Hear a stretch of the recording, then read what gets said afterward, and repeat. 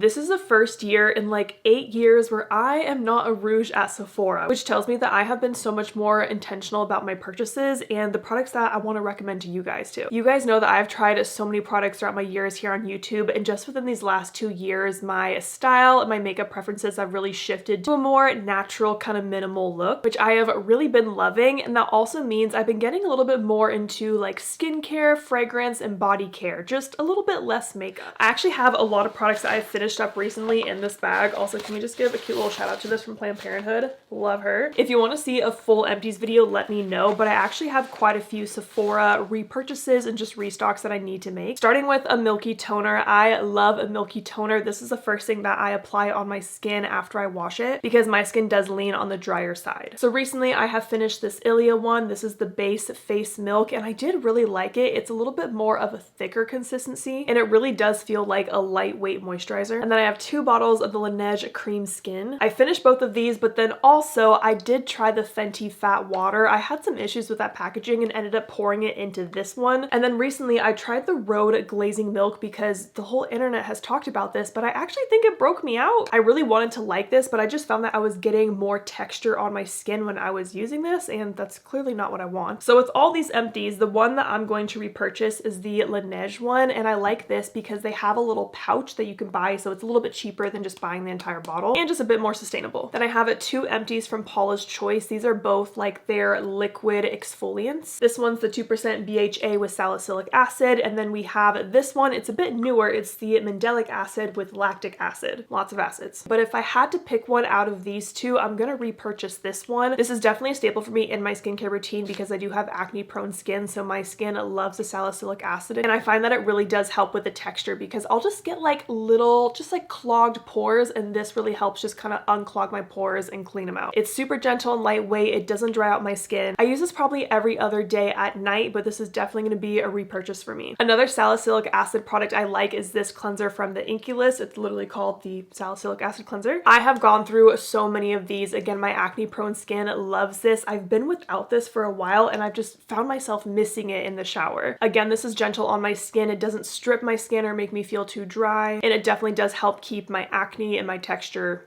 at bay. It kind of just feels like I need to restock my entire skincare routine. And then I've also finished more of my favorite moisturizer ever. I talk about this in every single like favorites or empties video. It's a Tatcha Dewy Skin Cream. I have 2 empty jars here. I like that they sell this refillable version now. It is just the best moisturizer for my dry skin. I have tried so many other things and nothing comes close to this. This will always be a staple for me. So those are products that I have finished up. I love them. I'm going to repurchase them during the sale. And then I wanted to recommend some makeup products that I really have been loving and are just staples for me in my routine right now. The newest staple in my collection that I cannot shut up about, it's the Ordinary Lash Curl Finisher. Last time I checked, it was back in stock on Sephora's website, but I just absolutely love this product and I love how it makes my lashes look. So it's not a lash primer. I would say it's most similar to a clear mascara, but there's something in this that holds the curl really, really well compared to any mascara I've ever used. I don't know if it's like the squalene in this or something, but it's also really nourishing for your lashes. It stays nice and soft on your lashes and it really just looks like I got a lash lift. But with this product, you have to use a lash curler. You can't just apply this on your straight lashes. It's not going to do anything. So my favorite lash curler is the Shiseido one. For me, I can just get like right under the roots of my lashes and it gives me such a good lift every time. Immediately go in with this on top and my lashes look fantastic all day. What I really want to try doing is just getting like a lash tint and then using this product daily, and I think my natural lashes would look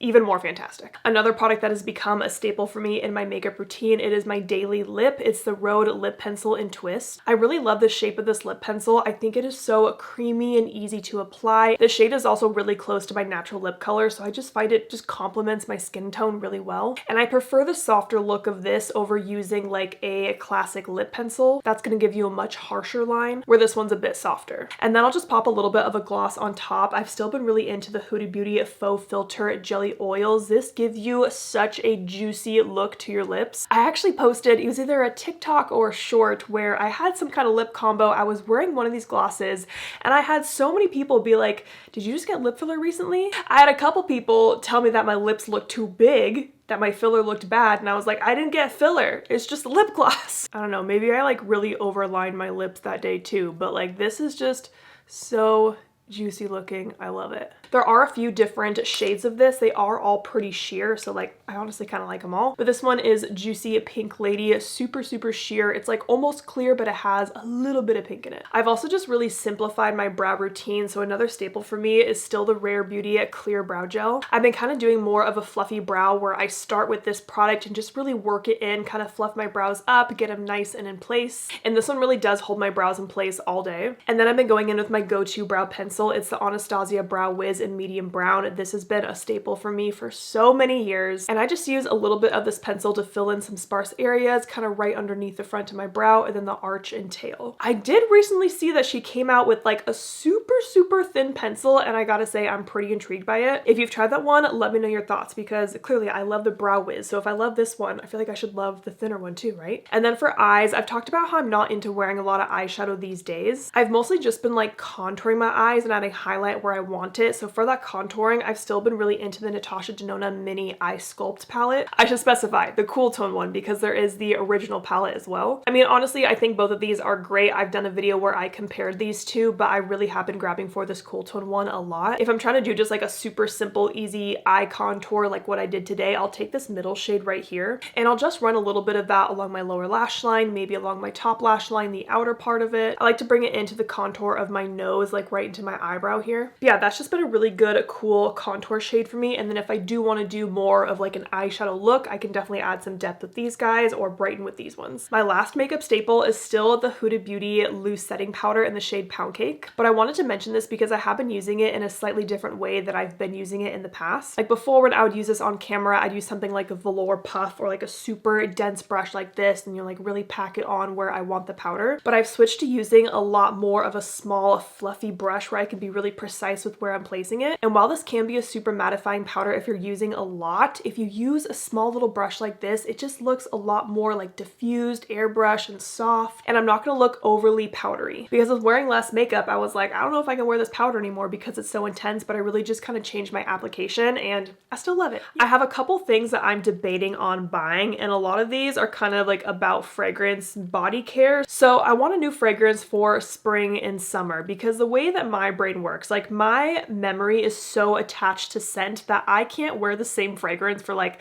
more than a year or two at the time because I just feel like I'm in such a different phase of life, right? So for example, I've recently finished 2 Kayali perfumes that I have absolutely loved. I have Vanilla 28 and then Yum Pistachio Gelato. I love these 2 fragrances. I'm glad I bought them. I'm also glad I bought the minis of them. And I would highly recommend these, but for me, I would never repurchase these because these remind me of like a different time in my life. Like not a bad time, but I'm like, this was a different time in my life. I don't want to smell like that anymore. Vanilla 28 brings me back to being on my first Creators and Friends event in New Orleans. Because I remember a bunch of us were like sitting up at a dining room table. Lauren from Lauren May Beauty or Lauren May Beauty Fragrances, I don't know, she has a fragrance channel. She brought out all of these fragrances and we were just like all smelling our perfumes together, and like I brought my little fragrance out, and this is what, like, I just think of that trip, and that was such a fun time with all the creators. But this is such a solid vanilla. I love a vanilla perfume. We're gonna find out. And then we have Yum Pistachio Gelato. Again, this is just one that I wore like 2-3 years ago when I was in a totally different phase of life, and I wouldn't want to wear this anymore, but it's still such a good scent. I really do love Kayali's fragrances. I did just pull out my strawberry Yum perfume. I wore it today to the gym, and I was like, oh, this smells so good because it's so just like strawberry, marshmallow, vanilla,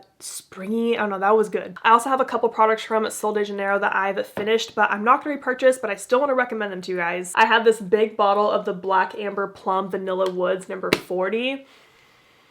Oh, whoa. This just brought me back to my old apartment. I've had this perfume for a very long time because I bought the giant size. This is why I buy smaller sizes, because it takes me forever to go through this.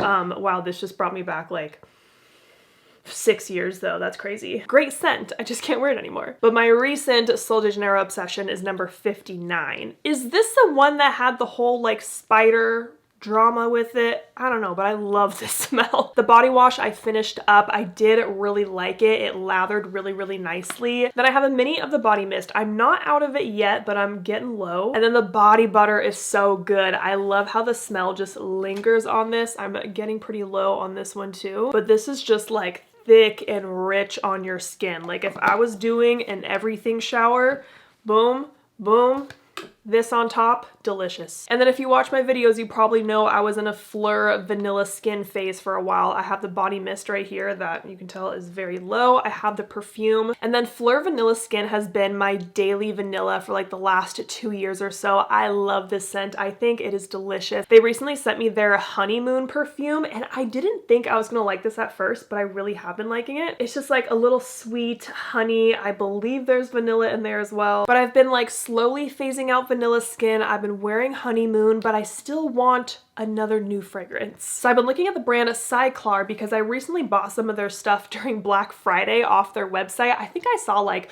2 people talk about this brand and I was like, ooh, I want to try it because guess what? It's vanilla scented products. But Cyklar's vanilla is called Vanilla Verve and it is delicious. It has a bit of like a smoky marshmallow to it. So I have the Vanilla Verve in the body cream and then this body oil balm, and they do have this scent in a perfume, but my issue is that it's a rollerball scent. And for me, I like a spray perfume where I can just like, you know, douse my entire body in it. So I'm a little on the fence about the perfume, but I wanted to mention this scent because I really have been loving it. And when I was looking just at the Cyklar page, this product popped up. It's the Ceramide Milky Essence for full body hydration, and I think I want to get this. What did I just say about how much I love milky toners for my face? I think I would love that for my body because sometimes it is just so much work to moisturize your body, right? I don't want to sit there after a shower having to like rub my entire body. I'm a tall girl, I have a lot of body, and I'm lazy. So this says it's a nurturing milky essence that glides onto the skin, sinks in instantly to hydrate, soften, and enhance the skin barrier. Like that sounds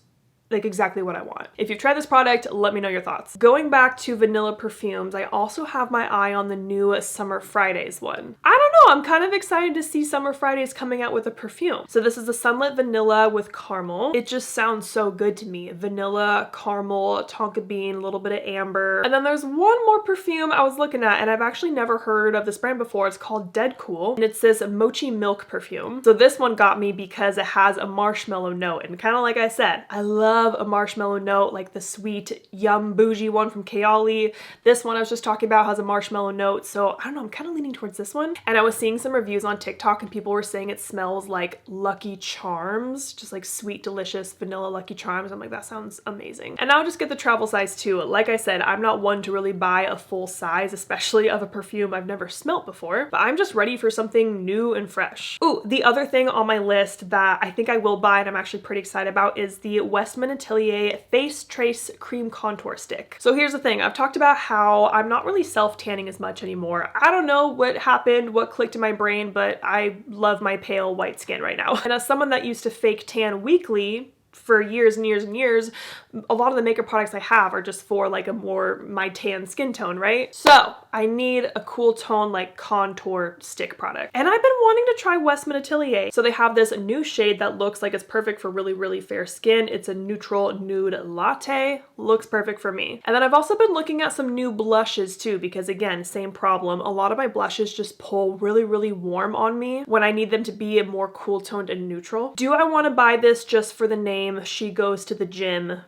Maybe. Also, I got my first chin up the other day. Speaking of She Goes to the Gym, proud of myself. Anyways, it's the Patrick Ta Little Blush Duo, and you guys know I love the duos. I have Not Too Much is the one that I've been talking about for like years and years. I love this shade, but again, when I'm so fair, it needs to be a little bit more like cool tone and mauve-y. And that's what this one says, Cool Mauve Rose. And I feel like with a light hand, this could look really good on my skin. And I'm kind of tempted to buy the mini size too.